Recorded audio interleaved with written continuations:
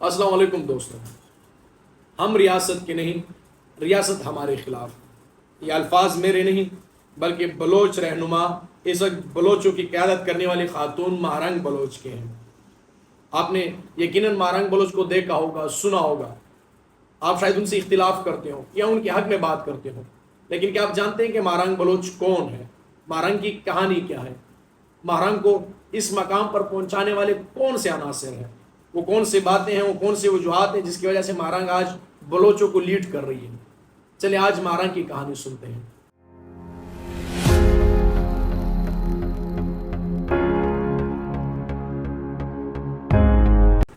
آج سے 15 سال پہلے کراچی میں رات کے وقت ایک والد اپنی بیٹی کے سر پر ہاتھ رکھ کر کہتا ہے کہ بیٹا آپ سب سے بڑی ہیں، آپ نے اپنی بہن بھائیوں کا خیال رکھنا ہے۔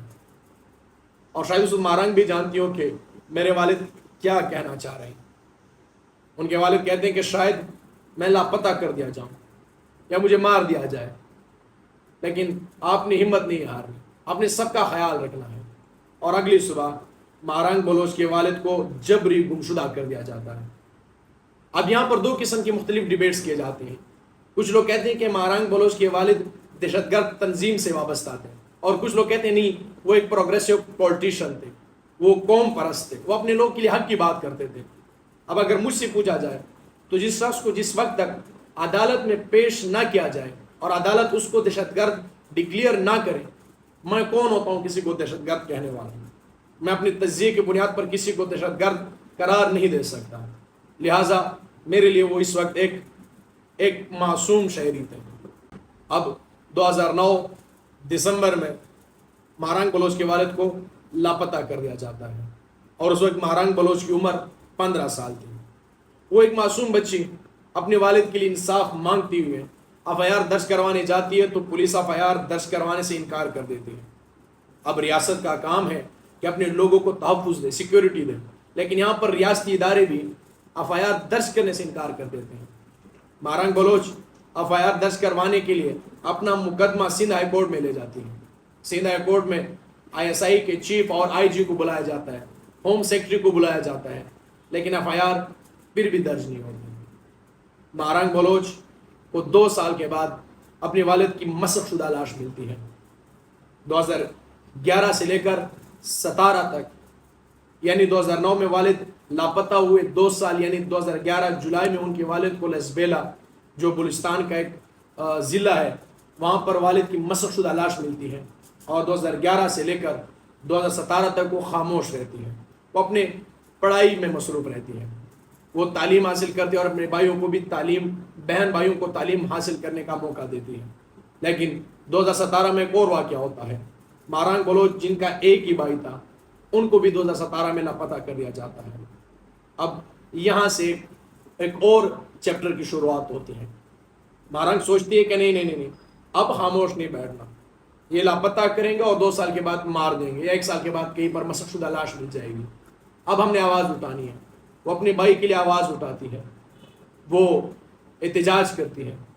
خوش قسمتی یہ تھی کہ ان کے احتجاج کتنی رنگ لائے ہوں گے، لیکن خوش قسمتی میں اس لیے کہہ رہا ہوں کہ 1 سال کے بعد ان کے بھائی رہا ہو جاتے ہیں، وہ جبری گمشدگی کے بعد واپس گھر آ جاتے ہیں۔ لیکن اس وقت مہرنگ چپ نہیں بیٹھی، انہوں نے کہا کہ نہیں، اب یہ میرا مقدمہ نہیں، اب یہ میرا کیس نہیں، اب یہ بلوچ کی گھر گھر کی کہانی ہے کہ نوجوانوں کو لاپتہ کر دیا جاتا ہے اور ان کی مسخ شدہ لاشیں ملتی ہیں۔ اب یہاں پر کتنی کوئی یہ نہیں کہہ رہا کہ ان کو کون لاپتہ کر رہا ہے، یہ ایک اور کہانی ہے، ایک اور داستان ہے کہ کون لاپتہ کر رہا ہے، کیوں کر رہا ہے۔ لیکن ریاست سے یہ سوال پوچھنا لازمی ہے کہ آپ کے ساتھ لوگوں نے سوشل کنٹریکٹ کیا ہوا ہے، آپ نے لوگوں کو انصاف اور سیکیورٹی دینے کا وعدہ کیا ہوا ہے، یہ بیسک سوشل کنٹریکٹ میں ہے ریاست کے ساتھ۔ تو ریاست سے سوال ہوگا، ریاست کے سامنے احتجاج ہوگا، ہمارے لوگ کیوں غائب ہو رہے ہیں، کون غائب کر رہا ہے، کس لیے غائب کر رہا ہے، اور پھر مار کیوں رہا ہے۔ اگر کوئی جرم ہے تو عدالت میں پیش کیوں نہیں کیا جا رہا، ماروائے عدالت لوگ قتل کیوں ہو رہے ہیں، گمشدہ کیوں ہو رہے ہیں، یہ سوال اٹھے گا۔ اور مہرنگ نے بھی اس چیپٹر کا آغاز کیا 2017 اپنے بھائی کے گمشدہ ہونے کے بعد، اور مختلف احتجاجوں میں حصہ لیتے رہے۔ پھر 2020 آیا، کووڈ شروع ہوا، اور کووڈ میں جب آن لائن کلاسز کا آغاز کیا گیا تو مارنگ اس وقت میڈیکل کالج میں پڑھ رہی تھی، اور وہاں پر بھی ایک احتجاج کیا جہاں پر مارنگ پہلی دفعہ گرفتار ہوئی، اور وہ گرفتاری کسی گمشدہ شخص کی بازیابی کے لیے نہیں تھی، وہ احتجاج تعلیم کے حوالے سے تھا، وہ آن لائن کلاسز کے حوالے سے تھا کہ جب تک ہمیں کوئی پراپر سہولتیں نہیں ملتی ہم آن لائن کلاسز کی طرف نہیں جائیں گے، کیونکہ ہمارے پاس انٹرنیٹ کی سہولت نہیں ہے، ہمارے پاس دیگر اکوپمنٹس نہیں ہے کہ ہم آن لائن کلاسز کی طرف جائیں، تو یہ ہماری تعلیم کا ضیاع ہوگا۔ اور اس احتجاج کے بعد مارنگ کو پولیس پکڑ لیتی اور بعد میں رہا کر دیتی ہے۔ اور پھر مارنگ بلوچ کی زندگی کا سب سے اہم چیپٹر 2023 کے نومبر میں جا کے شروع ہوتا ہے۔ 2023 میں ایک بلوچ نوجوان بالاج کو پولیس ایک فیک انکاؤنٹر میں مار دیتی ہے۔ بالاج نوجوان کو سی ٹی ڈی اپنی حراست میں لیتی ہے اور عدالت میں پیش کر دیتی ہے، اور عدالت میں پیش کرنے کے 2 دن بعد ایک فیک انکاؤنٹر میں وہ لڑکا مار دیا جاتا ہے، جس کے بعد یہ دعویٰ کیا جاتا ہے کہ یہ ایک پولیس مقابلے میں مارا گیا، اور اس کے خاندان اور اس کو سچ نہیں مانتے اور کہتے ہیں کہ جس کو عدالت میں پیش کیا گیا ہو، جو پولیس کی حراست میں ہو، وہ پولیس مقابلے میں کیسے مارا جا سکتا ہے؟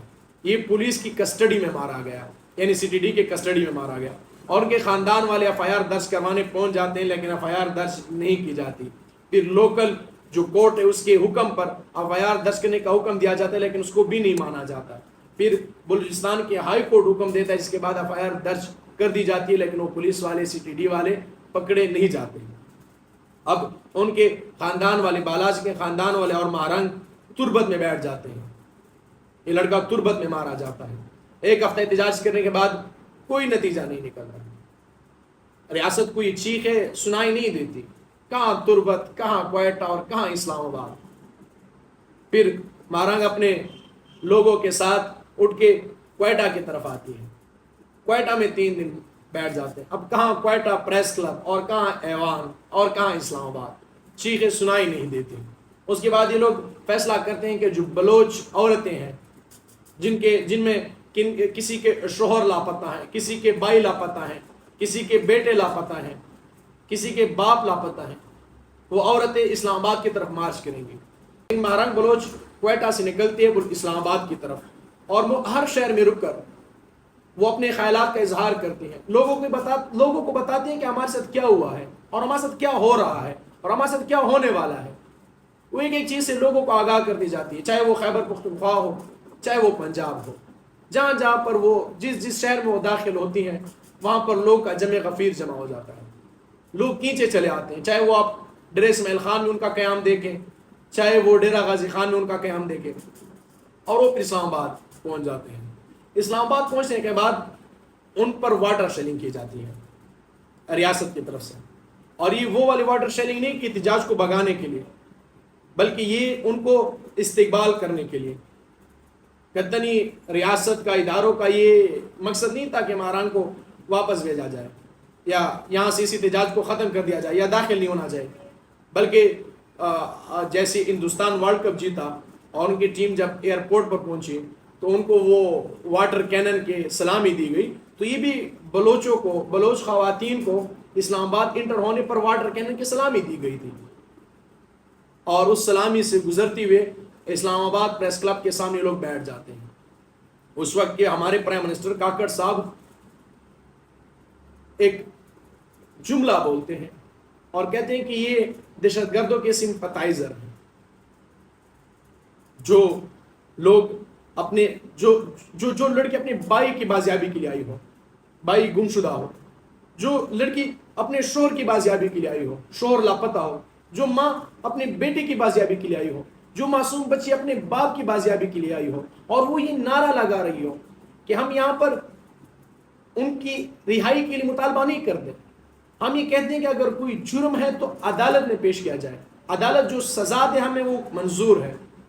لیکن سٹنگ پرائم منسٹر جس کا تعلق بھی بلوچستان سے تھا، وہ یہ کہتے ہیں کہ یہ دہشت گردوں کی سمپتائزر ہے، یعنی یہ دہشت گردوں کے سپورٹرز ہیں، یہ انہوں نے یہاں پر بھیجے ہیں، تو آپ ان کو اریسٹ کر کے ان کو بھی قتل کر دیں، ان کو بھی مار دیں، جان چھڑا لیں۔ اگر یہ دہشت گردوں کے سمپتائزر ہیں، دشمن کا دوست دشمن ہی ہوتا ہے، لیکن چلیں ریاست نے ہر قسم کی ہتھ کنڈی استعمال کی، ان کو حراست میں لیا، اور پھر آخرکار جب اسلام آباد کی انتظامیہ، پاکستان کی انتظامیہ ان بلوچ خواتین سے تنگ آ گئی کہ یہ یہاں پر اسلام آباد میں گند پھیلا رہی ہیں، تو ان کو واپس بھیج دیا گیا، اور واپس بھیجتے ہوئے ایک جملہ استعمال کیا گیا، کہا گیا کہ ہم آپ کو ڈیپورٹ کر رہے ہیں۔